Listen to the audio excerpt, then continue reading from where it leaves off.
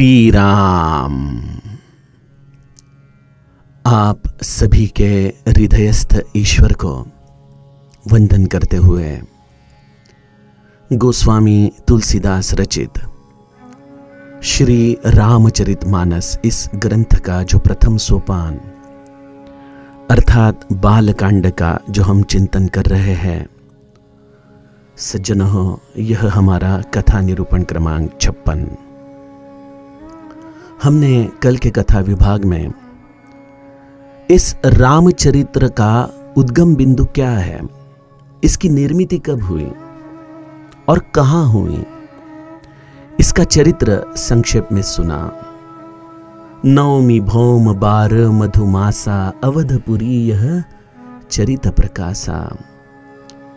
गोस्वामी जी कहते हैं कि संवत 1631 में यह कथा चैत्र मास के मंगल दिन नवमी तिथि को अयोध्या में प्रकाशित हुई। वह वही दिन है जिस दिन श्रुति राम जन्म कहती है। ऐसे राम जन्म को समस्त तीर्थ अयोध्या में आते हैं।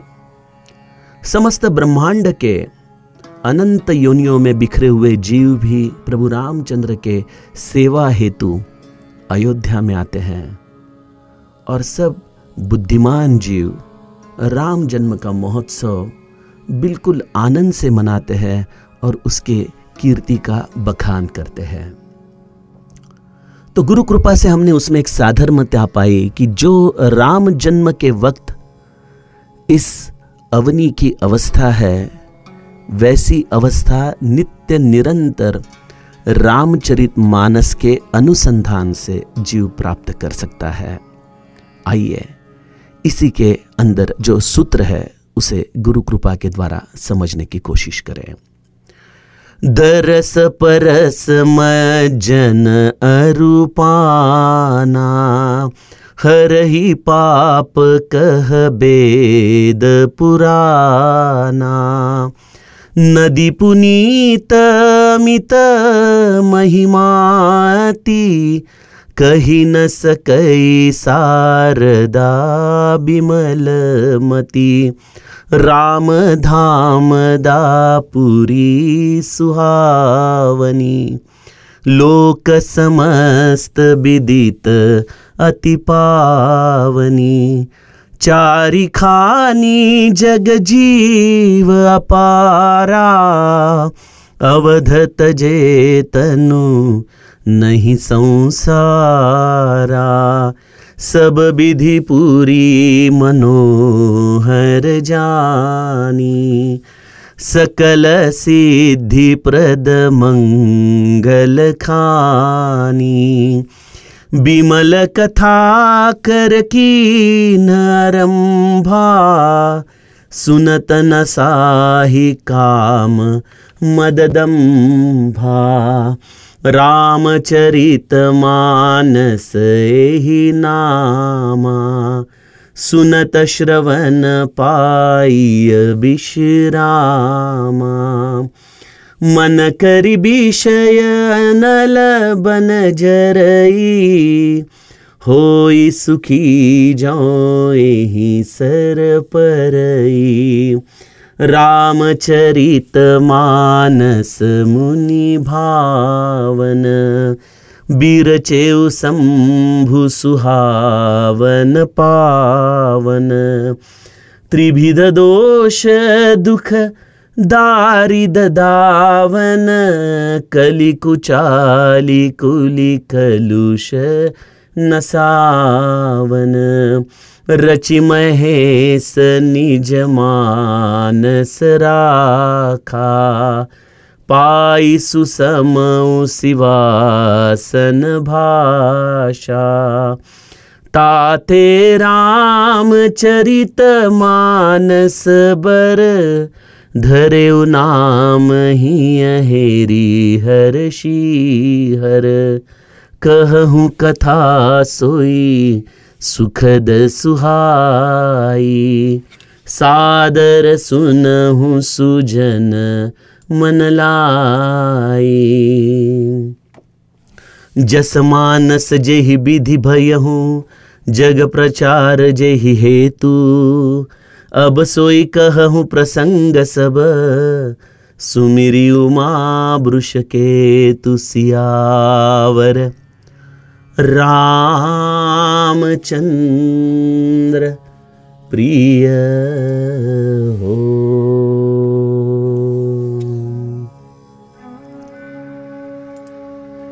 सज्जनों, गोस्वामी जी हमें इस रामचरितमानस का उद्गम बिंदु और प्रभु रामचंद्र का प्रागट्य, इन दो घटनाओं के द्वारा रामचरितमानस का महात्म्य समझा रहे हैं। देखिए, काल का प्रवाह तो नित्य निरंतर बहते रहता है। जो इस त्रेता युग में प्रभु रामचंद्र का प्रागट्य इस अवधपुरी में हुआ, वह क्षण इस युग में केवल एक ही बार आता है। रह जाती है स्मृतियां, और हम उन स्मृतियों को हर राम नवमी को मनाते हैं।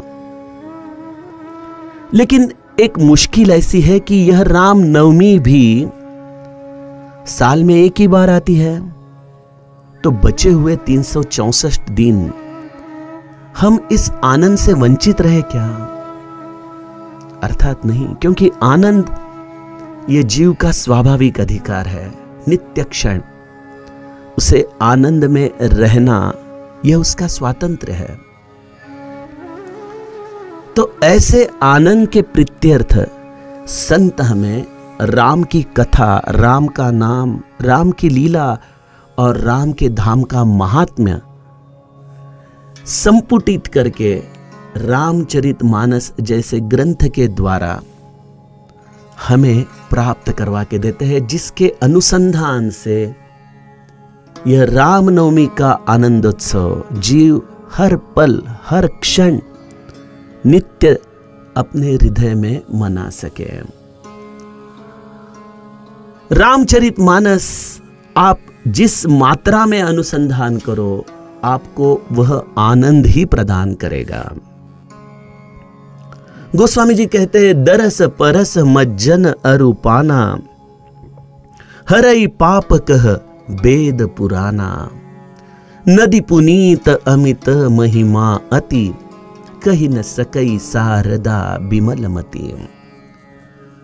इस अवधपुरी में जो यह शरयू मैया है, उस शरयू मैया का दरस अर्थात दर्शन, परस यानी स्पर्श, मज्जन अर्थात स्नान और पाना अर्थात जलपान, इसमें से कोई भी विधि के द्वारा आप शरयू नदी का दर्शन ले तो आपके समस्त पाप हरण करने की विधि आपके लिए उपलब्ध है। और यह विधि शास्त्र ने हमें दी है, यह उसके हमारे ऊपर बड़े उपकार है। मुझे याद है, यही साल जनवरी में हम अवधपुरी में राम कथा गाने के लिए गए थे, और उत्तर भारत का जनवरी महीना आप समझ सकते हो कि ठंड बिल्कुल परम सीमा में थी, और हम चाहते हुए भी शरयू मैया को मज्जन तो बहुत दूर की बात है, स्पर्श करने से भी बड़े संकोच करते थे, क्योंकि ऐसी ठंड थी कि एक बार हाथ पानी को स्पर्श किया जाए तो बिल्कुल ठंड से अपनी उंगलियां संवेदनाएं खो देती थी। लेकिन शास्त्र ने इसके लिए एक बड़ा अच्छा उपाय दिया है कि आप स्पर्श कर ना सको कोई बात नहीं, स्नान कर ना सको कोई बात नहीं, जलपान कर ना सको कोई बात नहीं, केवल आप श्रद्धा युक्त भाव से दर्शन लीजिए, इतना भी काफी है। हमारे यहाँ पे एक अच्छी रीति है कि अगर हम कोई प्रवास में निकले हैं और जाते जाते अगर हमें कोई पवित्र नदी का दर्शन हो जाए या चलो कोई भी तीर्थ का दर्शन हो जाए, तो संस्कारित व्यक्ति तुरंत अपने दोनों हाथ जोड़कर उस तीर्थ को नमन करता है, उस नदी को वंदन करता है। यह करने से भी उसे वही फल प्राप्त होता है जो उसमें स्नान करने वाले को प्राप्त हो। लेकिन अगर आपके पास व्यवस्था है, अनुकूलता है, तो आप जरूर तीर्थ को स्पर्श भी करें, स्नान भी करें, जलपान भी करें। उसके सिवा आपको तीर्थ क्षेत्र में जाने का पूरा अनुभव भी प्राप्त नहीं हो सकता। तो गोस्वामी जी कहते हैं कि इस तरह से शरयू मैया का इन चारों विधियों से किया हुआ दर्शन हमारे समस्त पाप हरण कर लेता है। और ऐसा मैं नहीं कहता, हरई पाप कह वेद पुराना। वेद और पुराणों में ऐसा वर्णन है, क्योंकि यह नदी अत्यंत पवित्र है। इसका महात्म्य अनंत है।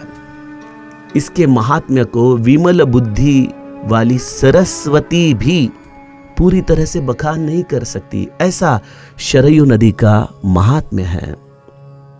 और यह बात सच है। मैंने शायद आपको कुछ कथा प्रवाह पहले कहा था कि शरयू नदी यह तो प्रत्यक्ष मानस सरोवर की कन्या है, और मानस सरोवर कैलाश सरोवर से आया हुआ जल है। तो यह प्रत्यक्ष महादेव की करुणा है जो इस मानस सरोवर में सम्मिलित हुई है, और उसी करुणा का प्रवाह अयोध्या में प्रभु रामचंद्र के चरणों को स्पर्श करने हेतु वहां तक बह के आता है।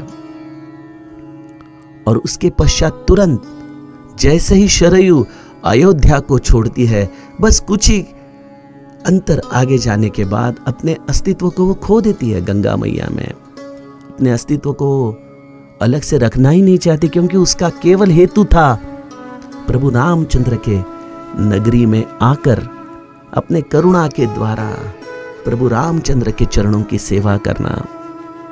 और क्या राम कार्य किया है उसने? जो भी प्रभु रामचंद्र के आश्रित है, जो शायद अनंत पापों से लिप्त है, उनके पापों को धोने का महत राम कार्य इस शरयू ने किया है। तो जिस तरह से हम लौकिक अयोध्या, लौकिक राम जन्म की तिथि और रामचरितमानस का एक सुंदर मिलाप देख रहे हैं, तो सज्जनों वैसे ही रामचरितमानस को भी आप इन चार विधियों के द्वारा अपने जीवन में उतार सकते हैं। दरस परस मज्जन अरूपाना। अगर आप काफी व्यस्त है तो रामचरितमानस का केवल दर्शन कीजिए। अगर आपके पास थोड़ा समय है तो ग्रंथों को हाथ में लीजिए, स्पर्श कीजिए, उसे खोलिए और एकाध दूसरे दोहे का गायन कीजिए। यही उस कथा का स्पर्श है। अगर आपके पास और वक्त की अनुकूलता है, आपकी इच्छा है, तो मासिक पारायण कीजिए, नवान पारायण कीजिए। कोई अधिकारी वक्ता के द्वारा की गई हुई राम कथा का विस्तार सुनिए, उसके अंदर के सूत्र समझ लीजिए। यह रामचरितमानस का मज्जन है, स्नान है।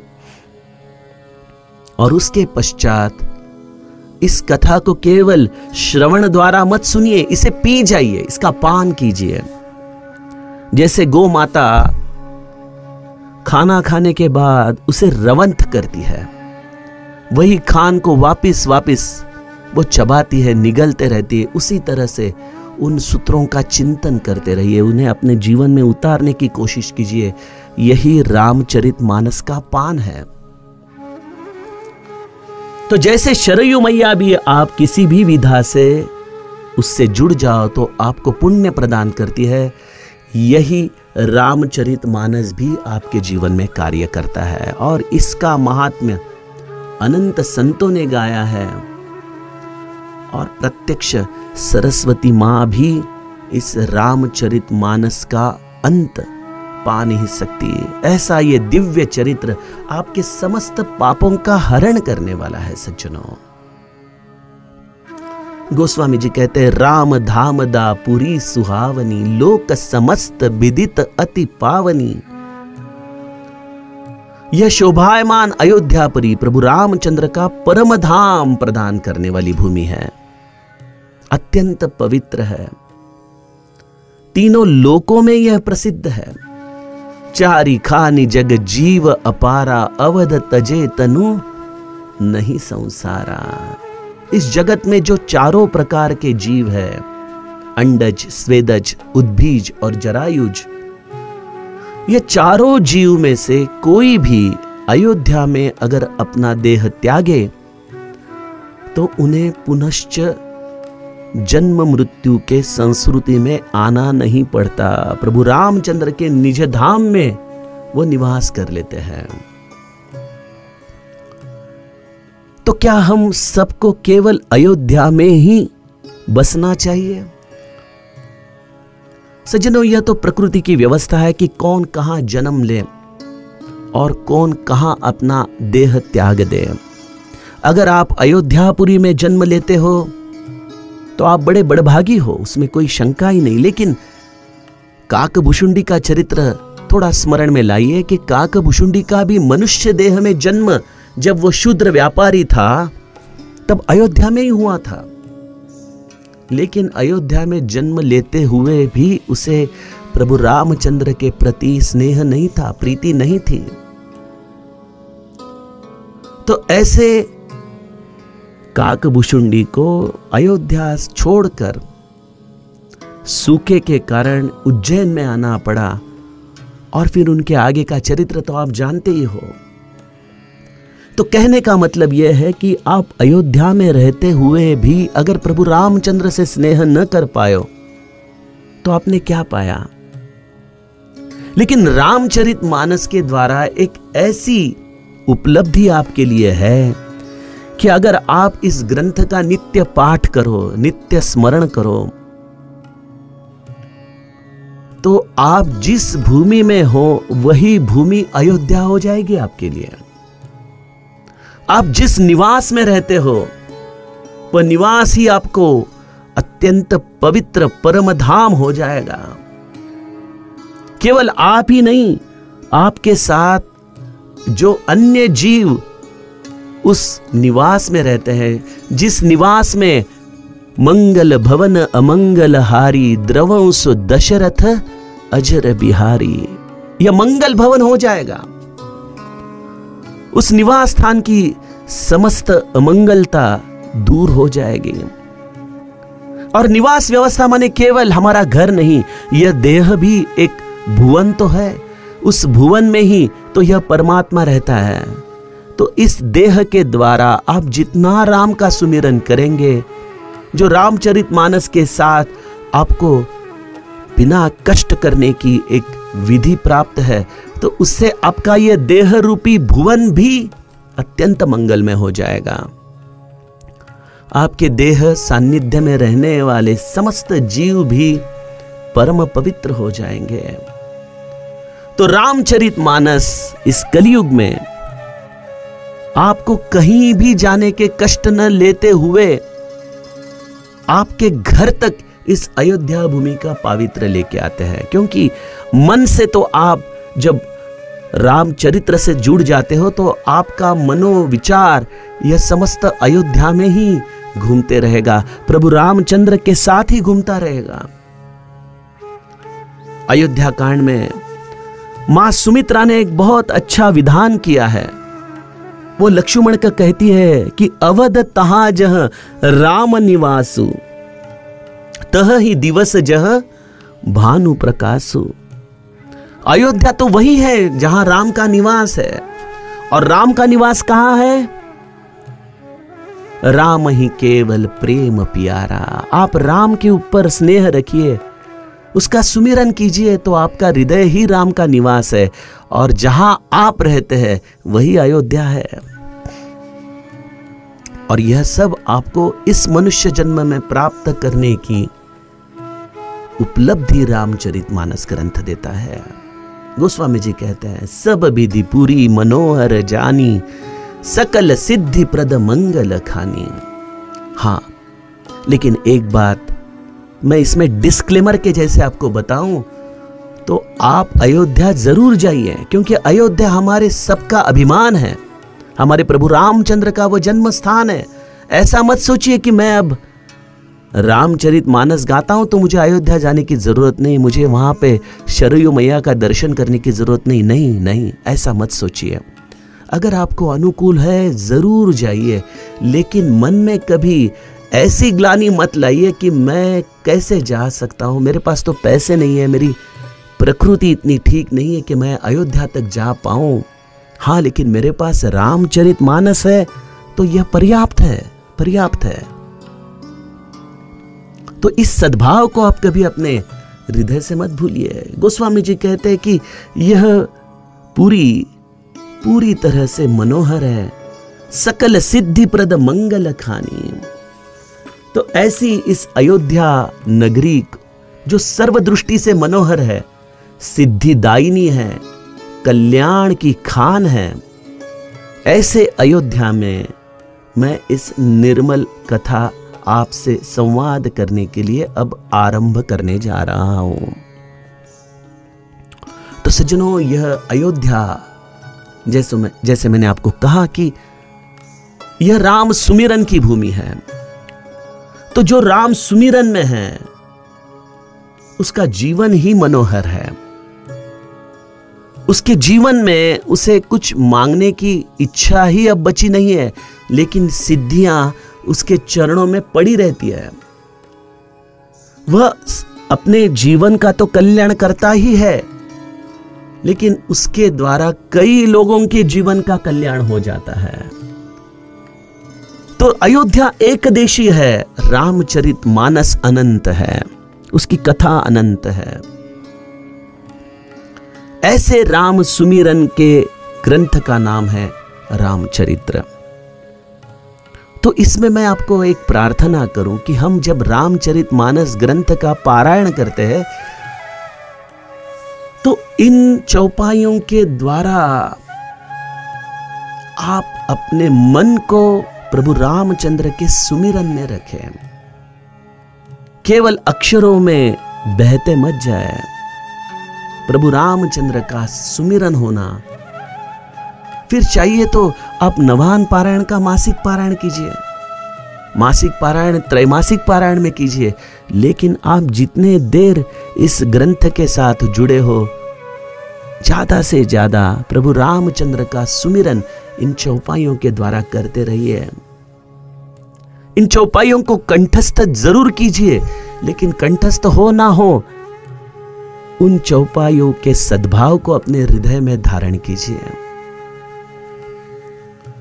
ऐसे रामचरितमानस को जब आप हृदयस्थ करोगे तो आपके जीवन में एक बड़ी क्रांति आएगी। गोस्वामी जी कहते हैं, रामचरितमानस एहि नामा, सुनत श्रवण पाई विश्रामा। आपके हृदय में जो ये काम, मद, दंभ, ऐसे षड्विकार जो आपको त्रस्त कर रहे हैं, इन विकारों पर सबसे बड़ी औषधि है राम सुमिरन। वह राम सुमिरन इन षड्विकारों को आपके हृदय से नष्ट करवा देता है और आपको विश्राम प्रदान करवाता है। तो सुमिरन का सीधा अगर आप अपने जीवन में अस्तित्व जानना चाहते हो तो आप कितनी मात्रा में विश्राम में हो, यह सुमिरन का लक्षण है। बहुत सुंदर सूत्र है ये। लोग कहते हैं कि मेरा इतना इतना करोड़ जप हुआ है, लेकिन उनकी शांति की तरफ हम देखते हैं तो ऐसा लगता है कि अरे ये तो बड़े अचंचल है, अशांत है, छोटी छोटी चीजों से चिंताग्रस्त है। तो शायद नाम की मात्रा और बढ़ानी पड़ेगी उन्हें। नाम हमारे हृदय को तभी स्पर्श करता है जब हम उस विश्राम के द्वारा अपने जीवन में आने वाले हर घड़ी को व्यतीत कर सके।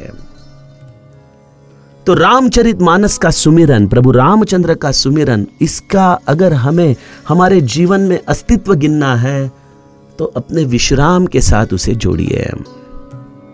गोस्वामी जी कहते हैं, रामचरितमानस एहि नामा, सुनत श्रवण पाई विश्रामा।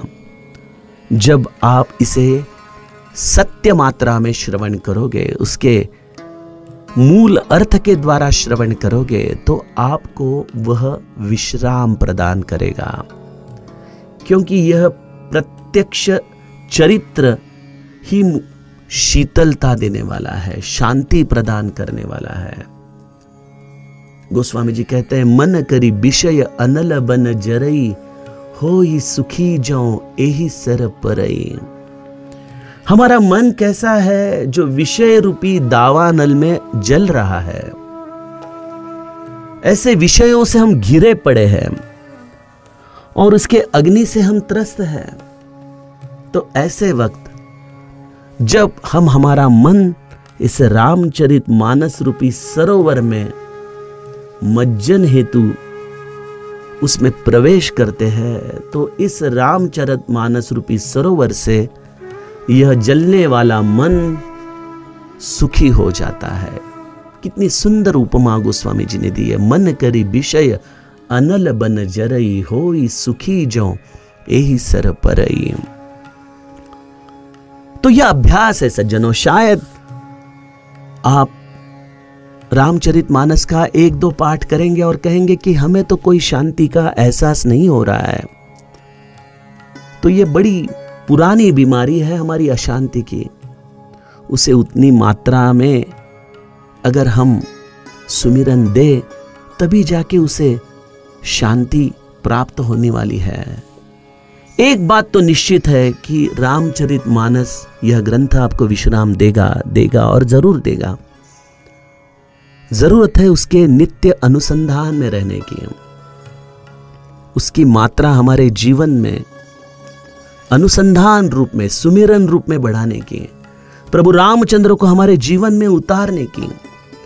और यह जैसे जैसे हम करते जाएंगे, अपने आप ही हम पाएंगे कि हम बड़े सुखी हो गए हैं, हम बड़े विश्राम में जीवन व्यतीत कर रहे हैं।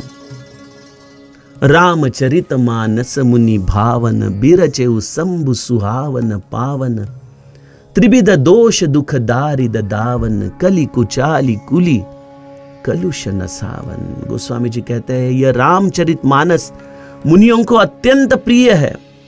यह अत्यंत सुंदर और पवित्र ऐसा ग्रंथ जिसकी रचना प्रत्यक्ष महादेव के अंतःकरण से हुई है। यह अंतःकरण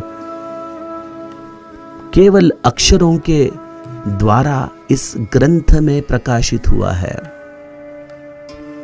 तो देखिए, इस ग्रंथ का आप जब अनुसंधान करेंगे तो आप प्रत्यक्ष महादेव के हृदय के साथ अनुसंधान कर रहे हो।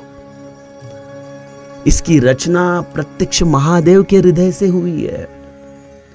और जो शिव का आश्रित है, जो महादेव का आश्रित है, क्या उसे कोई दोष दुख दरिद्रता कलयुग की यह दुष्ट विधियां, कोई पाप उसे त्रस्त कर सकता है?